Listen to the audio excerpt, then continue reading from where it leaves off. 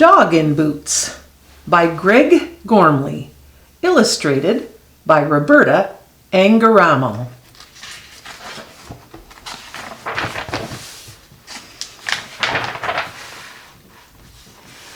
Dog was reading a brilliant book, all about a cat who wore a pair of truly magnificent boots. When he finished reading, Dog put down his book and thought a little bit. Then he went to the local shoe shop.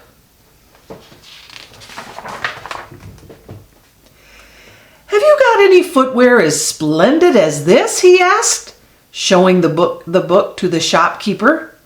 "Oh, I believe I have," said the shopkeeper, and brought out 4 just as splendid boots, one for each of Dog's paws. "Bow wow," said Dog. "I'll take them." Dog was so pleased that he went straight home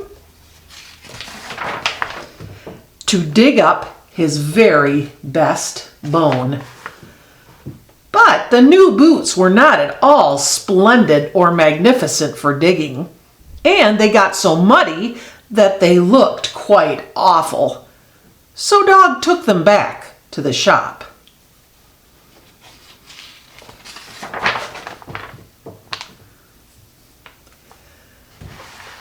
"Have you got some that are better for digging?" he asked. "I have just this thing," said the shopkeeper. "These rain boots are perfect in mud. It simply washes right off." The rain boots were wonderful for digging.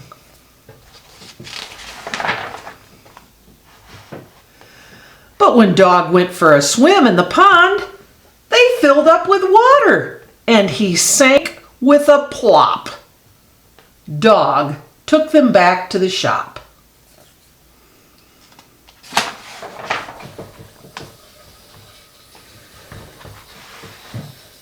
"Have you got some that are better for swimming?" he asked. "The best thing for swimming," the shopkeeper said, "are flippers." The flippers were fantastic for swimming. But when Dog tried to scratch, they flip-flap-flopped around his head in a very unsatisfying way. Dog took them back to the shop. "Have you got some that are better for scratching?" he said. "I'm glad you asked," said the shopkeeper. "With these high heels, you can scratch and look rather fashionable at the same time." For scratching behind Dog's ears, the high heels were simply divine.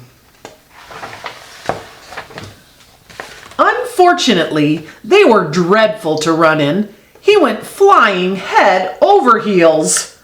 Dog took them back to the shop.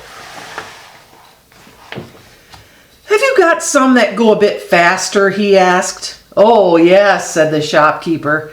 "If you want to go super fast, try skis.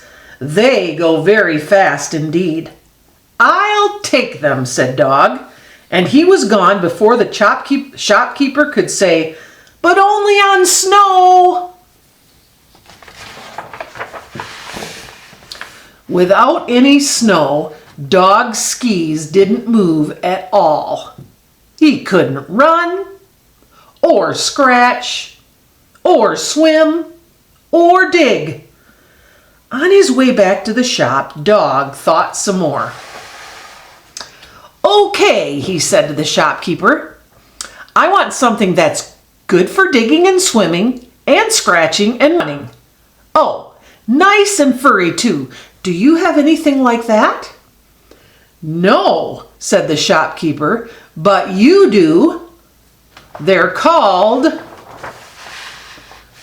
paws."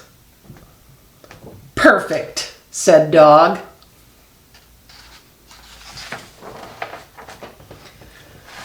Dog was so pleased with his nice furry practical paws that he scratched all the fleas from his coat, ran after his tail, swam around and around the Queen's Lake until she told him to hightail it out of there, and dug a big hole to rebury his very best bone. Finally, Dog went home and picked out another brilliant book to read. This time it was about a little girl who didn't wear any silly boots, but did wear a lovely red hood. Thought Dog.